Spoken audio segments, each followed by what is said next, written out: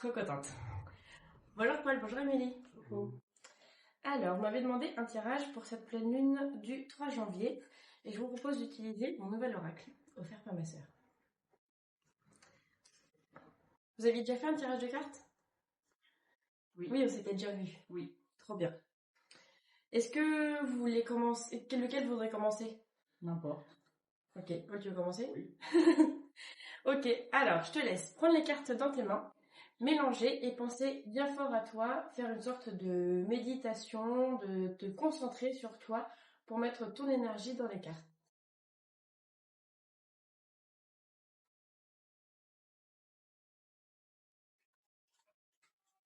Ok. Parfait, je te laisse couper le paquet en deux, me dire quel paquet tu choisis. Ok, donc je vais prendre ça, je te mets toutes les cartes devant toi. Et alors celui-ci c'est un oracle qui est un peu différent, je te laisse tirer 2 cartes.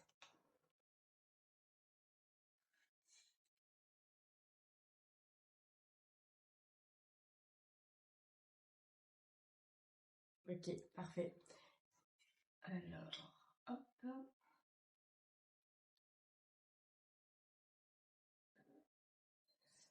Parfait. Donc la première carte c'est, tu peux me la lire s'il te plaît? Oui. Qu'est-ce qu'elle t'évoque cette carte-là pour toi? Qu'il faut attendre pour les bonnes choses. Et qu'est-ce que tu attends en ce moment? Des efforts. Ok. Est-ce que tu arrives à justement être patient par rapport à ce côté-là? Ça va, oui. Pas forcément facile, mais ça va. Ok, très bien. Je triche un petit peu parce que je ne le connais pas encore. Je te lis ce qui est marqué. Une fois que le pêcheur a lancé la ligne, il ne peut plus qu'attendre que le poisson morde. Votre prise arrivera à temps voulu. Vous ne pouvez pas la faire venir plus tôt, ni en travaillant, ni en planifiant, ni en le souhaitant très fort. Ça résonne ça. En fait, c'est juste en train de patienter. C'est le ghost, hein, c'est ça? C'est ça. Ok. Ok. La force en temps d'épreuve attend tranquillement, résolument. La faiblesse, elle, s'agite abandonnant l'effort avant même que le poisson ne commence à mordre. Tu sens que des fois tu as envie de lâcher un petit peu et de plus attendre cette opportunité? Non, parce que j'ai pas trop le choix. Ok. Oui, c'est vraiment ce que t'aimes vraiment. Ok. Et alors, on va voir les traits qui sont différents. Donc le premier trait, il est différent. Tac tac. Des événements troublants se profilent peut-être, suscitant une certaine appréhension. Évitez de réagir prématurément, gardez simplement de l'ordre dans votre vie. N'essayez pas de modifier le chemin qui vous a été tracé pour le moment. Soyez assuré que vous allez dans la bonne direction. Ça, c'est quelque chose qui te parle? Ok. Ok. Et le deuxième, c'est vue d'ensemble. Alors, cette carte-là, à quoi elle te fait penser, le mot vue d'ensemble? Qu'il faut tout prendre en considération avant de faire des choix, je sais pas. Ok. Et là, si par exemple, tu avais une opportunité, il y a quelque chose que tu devrais prendre en considération en plus? Plus de quoi?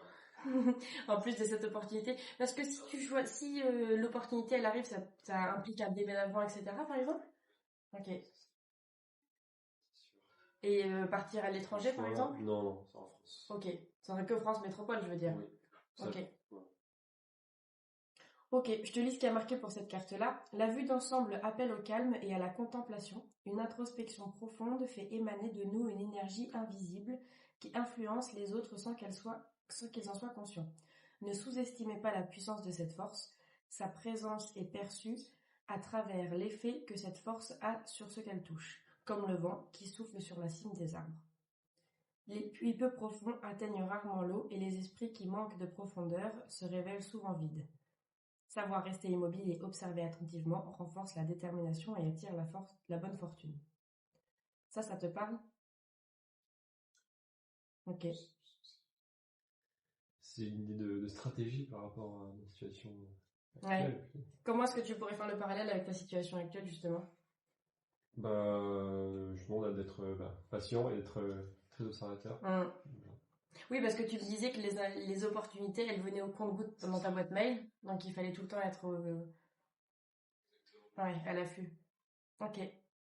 Trop bien. Est-ce que ça t'aide par rapport à la situation que tu as actuellement? Est-ce que ça t'a appris quelque chose ou Ça a peut confirmé? me conforter, ouais. Ouais. La situation actuelle. Ok. Donc, c'est bien. Ok. Ouais, c'est chouette. Bah, c'est vrai qu'on en parlait hier, en plus, la patience, c'est vraiment ça. C'est juste attendre que l'opportunité arrive. Ok, très bien. À ton tour, Émilie? Oui.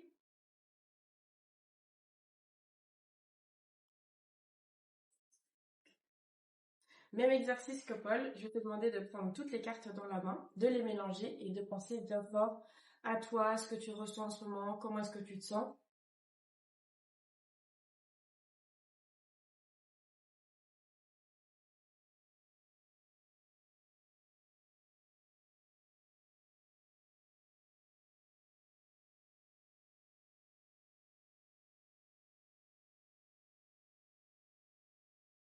Parfait, je te laisse couper le paquet en deux. Quel paquet tu choisis? Ok. Donc, je les mets... C'était lui que tu veux? Pardon. Je les mets devant toi. Et pareil, je te laisse choisir seulement 2 cartes.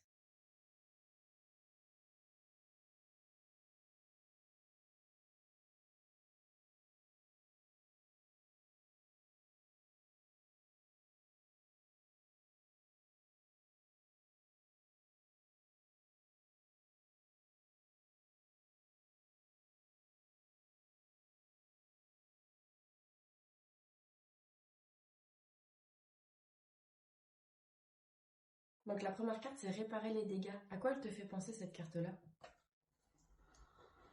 Ouh là là. Je sais pas trop.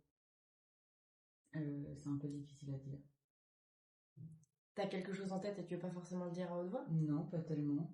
Réparer le dégât, ce serait comme si s'était passé quelque chose de grave. Et j'ai pas forcément d'idée en tête. Ok. Pour ça. Ok. Ou alors peut-être dire que c'est important de essayer de toujours faire en sorte que ça aille bien.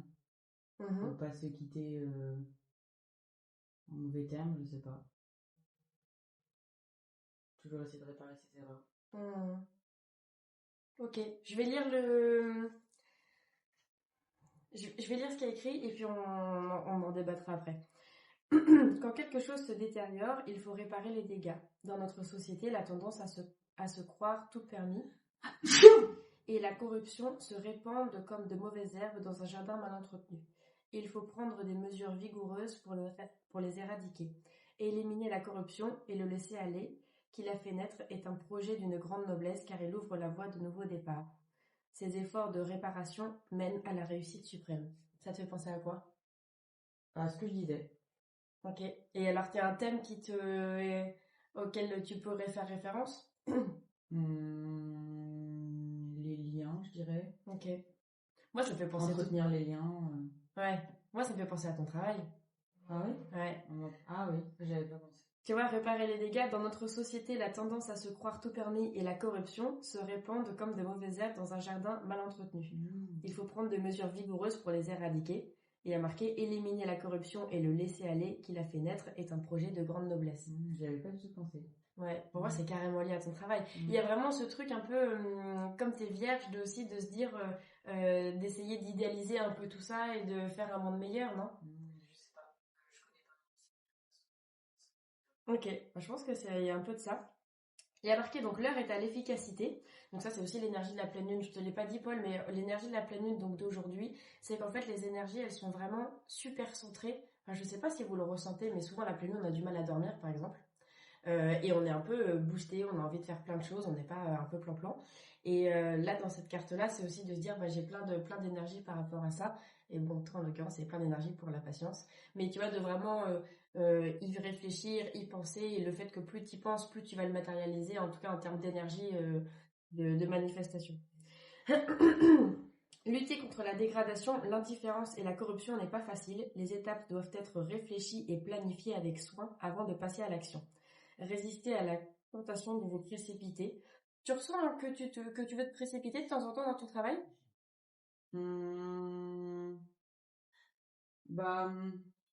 J'aimerais bien faire bien, mais du coup parfois ça entraîne le fait que je me précipite.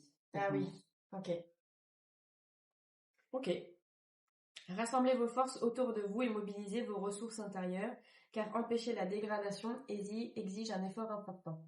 Lorsque vous serez prêt à agir, faites attention à la façon dont vous allez procéder. Faites en sorte que votre frappe soit aussi précise que le scalpel d'un chirurgien. Mais c'est pour ça que vous avez eu cette formation aussi, de vraiment bien faire les choses. Ok, et la carte 27, est-ce que tu peux me la lire s'il te plaît? Alimentation. Et alors ça te fait penser à quoi? À l'alimentation. Ouais, c'est-à-dire? Ça me fait penser au fait que j'ai un peu grossi et que j'ai pas fait de sport. Ok. Moi, c'est marrant, je vois ça vraiment de manière un peu plus générale. De là, tu dois réparer les dégâts. Donc, c'est comme si on t'avait donné cette mission de faire en sorte que le monde soit meilleur. Ouais. Et l'alimentation, c'est l'alimentation vraiment le côté électrique. Qu'est-ce que toi te ressources? Comment est-ce que toi, tu pourrais te sentir mieux par rapport à toi, tout ce que tu donnes au monde entier? Tu vois ce que je veux dire? Bon, il y a peut-être aussi que t'es pris du poids, mais ça, c'est pas bien grave. Mais c'est vrai que l'alimentation, c'est de manière générale, qu'est-ce qui, toi, te nourrit? Et qu'est-ce qui te fait du bien, qu'est-ce qui te recharge d'énergie pour que justement tu puisses réparer les dégâts autour de toi. Et les sources d'alimentation, ça serait quoi pour toi? Qu'est-ce qui te donne de l'énergie? Qu'est-ce qui fait te sentir mieux? Les liens. Ouais. Le bonheur des autres. Ouais. Et l'alimentation. Ok. Et les liens, donc ça passe par rapport aux autres. Le bonheur des autres, ça passe aussi par rapport aux autres. Mais qu'est-ce qui, toi, te pourrait te donner de l'énergie quand tu es toute seule et que les autres sont pas là parce que X ou Y? Ok. Donc, dans le sens se nourrir, c'est ça? Oui. Ok. Et qu'est-ce qui te nourrit, on va dire, spirituellement, au-delà des fruits et des légumes qu'il faudrait manger un peu plus, peut-être? C'est ce que je te disais, les liens. Ok. Et qu'est-ce qui pourrait te nourrir au-delà des fruits et des légumes, mais qui, toi, te nourrissent toute seule? Je pense à la lecture, la musique. Oui, les petits hobbies. Ok. Et c'est quoi les tiens? Faire des trucs de mes mains, ou regarder une série, ou lire, ou faire des tâches ménagères et après c'est satisfaisant. Ok, trop bien. Je te lis un petit peu ce qu'il y a écrit. L'alimentation ne fait pas uniquement référence à un bon régime alimentaire. Bon, c'est ce que j'avais commencé à dire. Cet hexagramme représente également les soins que l'on apporte à soi-même et à autrui. Si bien manger montre que l'on prend soin de soi-même, préparer des plats sains dans son foyer montre que l'on prend soin de sa famille. L'auteur d'un grand ouvrage et le compositeur d'une belle mélodie apportent aussi de la nourriture à l'humanité, car ils mettent dans leur cœur, dans leur travail, et offrent, car ils mettent tout dans leur cœur et dans leur travail, et offrent les fruits au monde entier. C'est vraiment ce que je ressens avec toi. Il y a vraiment ce côté où justement, comme tu fais attention aux liens, de se dire, on se voit plus souvent, ou on se rencontre, on fait des choses ensemble, on passe des bons moments ensemble, et du coup, c'est vraiment, ça nourrit aussi le bonheur des autres, que de proposer des soirées, des retrouvailles, des jeux comme on fait de temps en temps, etc. T'en penses quoi, Paul, toi qui la connais bien? Moi, c'est cohérent. Ok. Ok, et donc la suite c'est, on peut apprendre à connaître les gens en observant ce qu'ils choisissent de nourrir dans leur vie. Est-ce qu'ils alimentent leur corps et en prennent soin? Est-ce que tu alimentes ton corps et tu en prends soin? Alimenter, oui, mais après ça pourrait être mieux, je pense. Ok, qu'est-ce qui fait que pour l'instant c'est pas top top? Le manque de sport. Ouais, mais pourquoi il y a ce petit entre guillemets laisser aller? Parce que j'ai la flemme. Ok, et pourquoi tu aurais la flemme, si on peut trouver une sorte de raison? Il n'y a rien qui me force à le faire, du coup, de moi-même, j'ai pas envie, donc je le fais pas. Ok, donc c'est vraiment lié à la self-discipline. Si personne te demande de le faire comme là vous avez eu pendant l'éducation à la gendarmerie, ça vient pas tout seul. Ok, très bien. Écoute, merci beaucoup Émilie, merci aussi Paul. Qu'est-ce que vous en avez pensé? J'ai une question. Oui. Est-ce que c'est en particulier qu'il y ait 2 montagnes en haut ou des choses comme ça? Oui. Et ça veut dire quoi? Justement, je ne sais pas encore. Je suis autodidacte par rapport à tout ça. Et comme il m'a été offert hier, j'ai pas encore eu l'occasion d'écouter des heures de podcast, mais sois sûr que je vais me renseigner là-dessus. D'accord. Et puis c'est un art divinatoire chinois, donc c'est quelque chose qui m'intéresse aussi encore plus, et notamment la signification justement par rapport aux montagnes, par rapport au vent. Tu vois, dans le côté montagne, il y a le côté aussi stabilité, et le vent c'est un peu d'amener de la créativité, de l'idéologie par rapport au côté stable qui existe déjà. Mais bon, ça c'est les peu d'informations que je connais pour l'instant. Il va falloir que je le bachote encore un petit peu ce sujet. Ok. T'en as pensé quoi par rapport à ton tirage? C'est toujours intéressant. C'est étonnant les liens qu'on peut faire. Trop bien, merci à tous les deux. Merci à toi. Plaisir.